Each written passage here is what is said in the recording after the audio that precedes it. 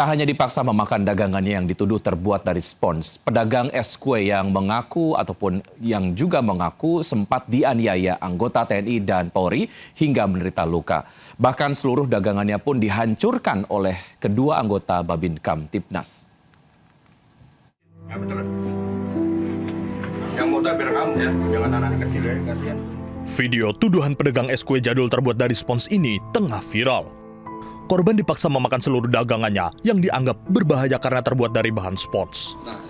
Bahkan kedua oknum Babin Kamtibmas juga membakar es kue di tangannya. Tak hanya itu, korban Sudrajat juga mengaku sempat mengalami penganiayaan. Kita 5 orang, ET-nya, RW-nya, lurahnya. Iya, jadi gampang ditonjok semua, ditendang. Ditanya sama dia. Apa gimana nanyanya itu, Pak? Ini dari mana? Saya bilang dari Halong Depok. Kok esnya begini banget? Korban mengaku kejadian ini terjadi Sabtu lalu saat ada 5 orang datang menghampirinya dan mempertanyakan asal-usul dan bahan es kue yang dijual. Dan akibat kejadian ini, korban dipecat karena 150 es yang dibawa rusak dan tak bisa dijual. Tak hanya itu, ia juga mengaku trauma dan khawatir kejadian serupa terulang. Sementara itu, Kepala Dinas Penerangan Angkatan Darat Kadispen AD, Kolonel Infanteri Doni Pramono, mengatakan permasalahan ini akibat adanya kesalahpahaman dan berharap tak berkepanjangan. Sementara itu, usai dagangannya dinyatakan aman dan layak makan, video pun viral. Korban pun diberikan bantuan sepeda motor dan modal usaha dari Kapolres Metro Depok, Kombes Abdul Waras. Diharapkan bantuan ini bisa dimanfaatkan korban untuk kembali memulai usahanya dan bisa menghilangkan trauma. Dari Depok, Jawa Barat, Iyung Rizky, iNews melaporkan. Influencer Cikita Fauzi tiba-tiba dicopot sebagai petugas penyelenggara ibadah haji atau PPIH 2026 meski ia sudah mengikuti pelatihan. Meski mengaku sedih, putri almarhumah Marissa Haque tersebut mengaku menerima keputusan tersebut. Tahu aja sih bahwa semalam tuh aku dicopot dari petugas haji. Tiba-tiba pemberitahuannya ada arahan dari atasan kalau nggak salah, tapi ya udahlah aku nggak nanya-nanya lebih lanjut. Inilah curhatan Cikita Fauzi di Instagram miliknya usai dicopot sebagai petugas penyelenggara haji Indonesia atau PPIH. Ciki dicopot sebagai PPIH meski ia telah menjalani bimbingan teknis di Asrama Haji Pondok Gede, Jakarta selama beberapa pekan. Putri almarhumah Marissa Haque itu hanya diberitahu alasan pencopotan karena ada pemberitahuan dari atasan. Meski mengaku sedih, influencer sekaligus aktivis kemanusiaan itu mengaku menerima keputusan tersebut dan tidak ingin menelusuri penyebab mengapa ia diberhentikan mendadak. Ia mengaku tetap bersyukur sempat mengikuti pelatihan dan bertemu dengan sesama petugas haji. Jujur sedih banget karena one of my biggest dream itu jadi petugas haji sambil melayani tamu-tamu Allah. Aku minta maaf untuk jemaah haji tahun ini karena niat langsung untuk membersamai penyelenggaraan haji tahun ini ternyata belum mendapatkan jalannya. Sebanyak 4.418 orang terpilih menjadi petugas penyelenggara ibadah haji 2026. Angka itu naik sekitar 2 kali lipat dari tahun lalu. Penyelenggaraan ibadah haji tahun ini untuk pertama kalinya dilaksanakan oleh Kementerian Haji. Seminggu dihantam banjir sampai 3 kali, warga perumahan subsidi di Kabupaten Bekasi mengaku kecewa dan tertipu. Lantaran dulunya pengembang menjanjikan perumahan bebas banjir.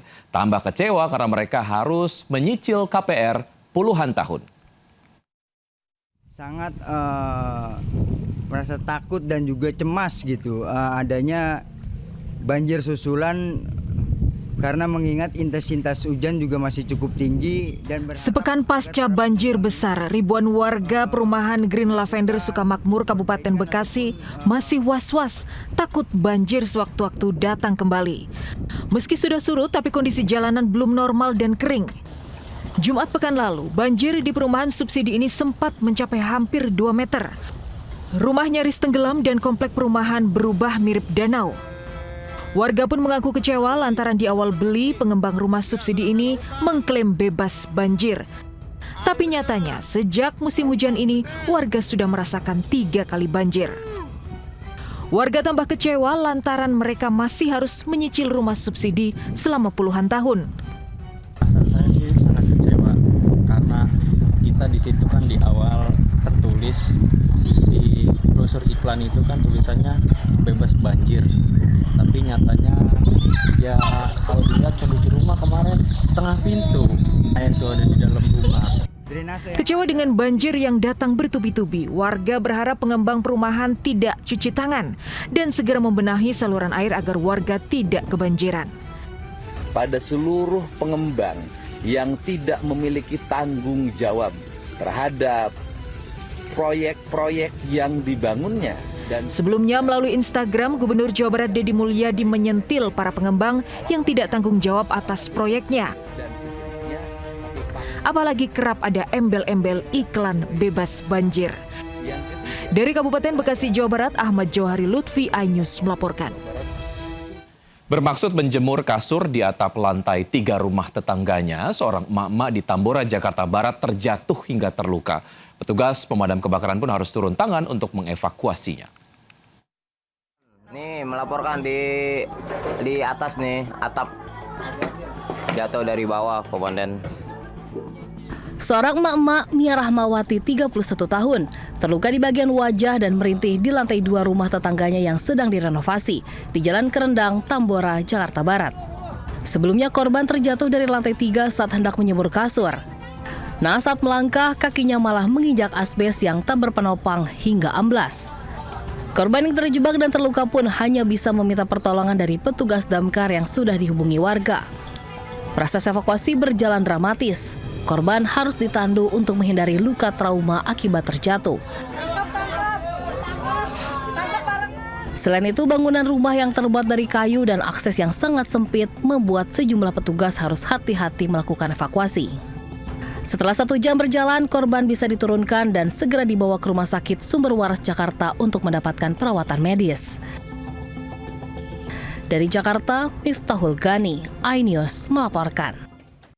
Ya, pemirsa, kejadian naas bisa terjadi kapan saja. Seorang pria paruh baya yang hendak pergi ke masjid untuk sholat subuh terluka parah akibat tertimpa pagar rumahnya di Medan, Sumatera Utara.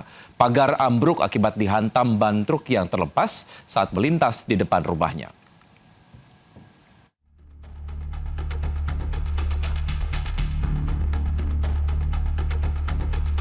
Dari rekaman CCTV, saat hendak pergi ke masjid untuk salat subuh, Abdurrahman, 59 tahun, tertimpa pagar rumahnya setelah ban truk terlepas dan menghantam pagar rumahnya di Jalan Komodor Laut Yosudarso, lingkungan 7, Kecamatan Medan, Labuan, Kota Medan. Diduga ban berasal dari truk bermuatan kayu rambung yang saat itu melintas dari arah Medan menuju Pelabuhan Belawan. Korban terkapar, mengalami sejumlah luka di bagian kepala. Sang sopir truk langsung membawa korban ke rumah sakit terdekat. Kasus kecelakaan telah ditangani polisi dengan meminta keterangan sejumlah saksi. Dari Medan, Sumatera Utara, Yuda Bahar, iNews melaporkan.